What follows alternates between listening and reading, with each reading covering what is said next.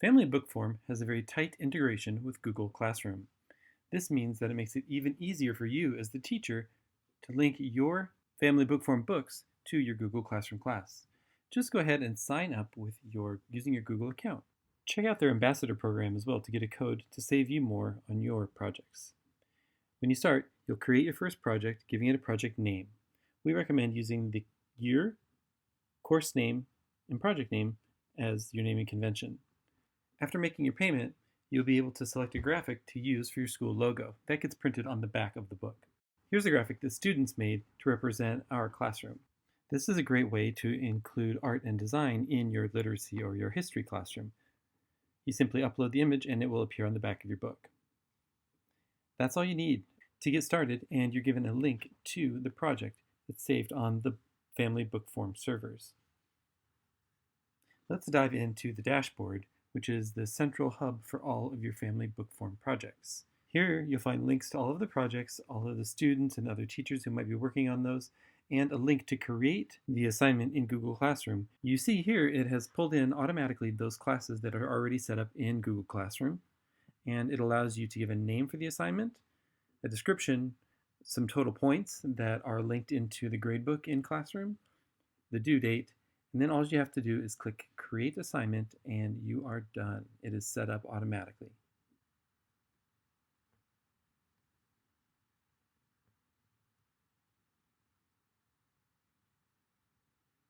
You'll get a small confirmation message that the assignment has been created.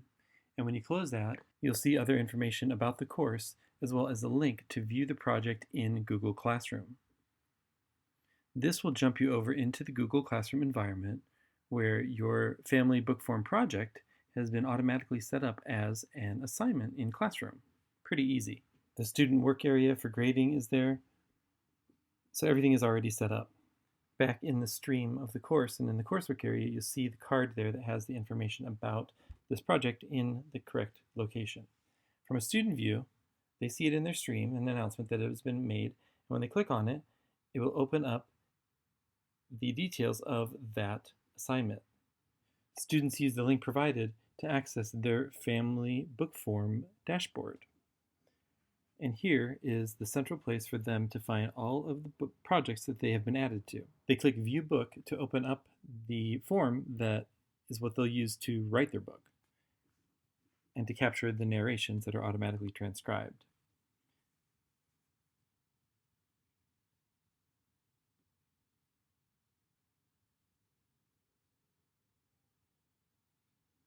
They'll be filling in their names, giving the book a title, and they can upload a photo that is going to be on the cover of their book. Pretty cool that there is a crop tool built right within Family Bookform to allow them to capture just the piece of the image that they want to use on their cover. After they get all of that set up, they can dive into the core of the book, which are the narrations and the transcriptions. So I know there are other videos that are going to outline exactly how to do this, but this is just a quick look at how simple it is. Hello everyone, I am Avo and this is my book. I'm going to tell you a story about shoes, which is said a lot about a person.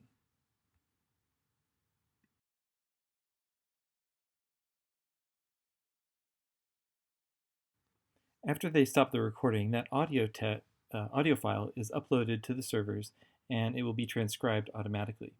Now you have to make sure that your microphone is working and that it's been allowed, and when you end the session you will have a little drop down that says Import Transcription. Now at first it's not going to say anything, it's going to say it's processing because you've just uploaded it. You give it a few minutes though and you will refresh this later and that text will automatically drop in there. We'll come back and look at that here in a second. While that's transcribing, we'll look at the other sections of the Family Bookform form. When you click on any of the pencils, you are able to make changes to the text that you see. In this case, Avo is going to start by interviewing himself, so he will have the first chapter of the book.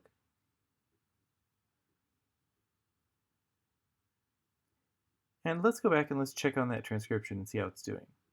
We'll give it a quick refresh, and there you go. When you click Insert, it drops that text into the form for you. Now, you can see it did a pretty good job. It didn't get everything quite right, and it didn't have any punctuation and things like that. But this is where you get to go in and make some changes and edit the text before it gets published.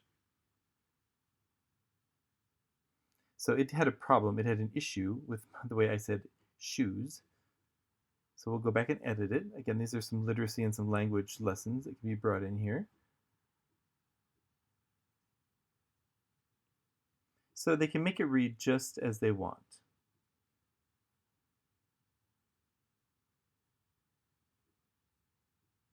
Students continue on throughout the project and do other things like building out the rest of the chapters, adding photos and stuff. And when they're done, they come up with a final book. This is the digital book version that lives online and is available from their dashboard. And it contains all of the text and all of the photo pages and the customizations that they made in the project. On the back of the book is the school logo that they made. When they're done with the assignment, they can go back into Classroom and use the Turn In feature to indicate to the teacher that they're finished and that it's ready for assessment. Or you could use this for drafting stages as well. So in my teacher dashboard within FamilyBookform, I see the project card there, and down at the bottom there's a link that says Show Students and Teachers. When I pop it open, I see that Avo has submitted his and that there's a link to it.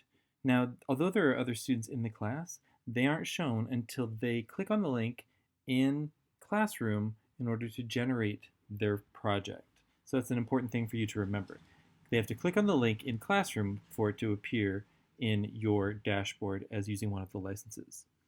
So now we can take advantage of all of the features of Google Classroom when we are giving feedback or we are assessing the student work. These little tile cards come up and it'll show you how many people have turned it in. And in this case, when we go and we look at Avo as a student, he's going to click the Turn In button.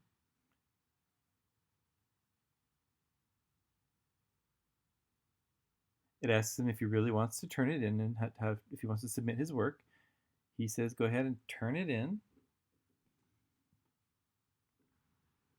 Now that's going to change some things. When we go and we look at the coursework page on Avo's, we see that the card is still there, but that the icon is no longer orange. It's actually gray. That means he's turned it in and that it's out of his control. If I jump over here to my view as the teacher, I notice now that one student has submitted the assignment. When I click on that, it'll filter out those who have turned it in already, which is only Avo in this case. The three others have had it assigned, but they've not filled it or completed it yet. Since this is set up as a graded assignment, I have a point value that I can fill in. It can be based on a rubric or whatever, however you choose to do it. And it has a space at the bottom for me to have a conversation with the student, a private conversation that is just between us. I can return it to the student at any point as well. In this case, I'm going to leave a comment because this is a drafting setup.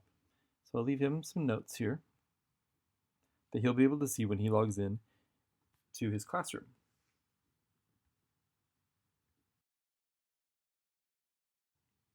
So now my message has been posted for him. So if we switch over to look at it from his viewpoint, here's the card for the assignment.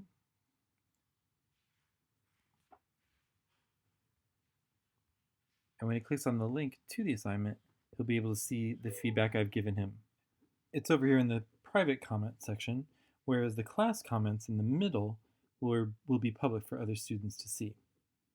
He can reply to my private comments, and so we can have a conversation about his performance and about his project.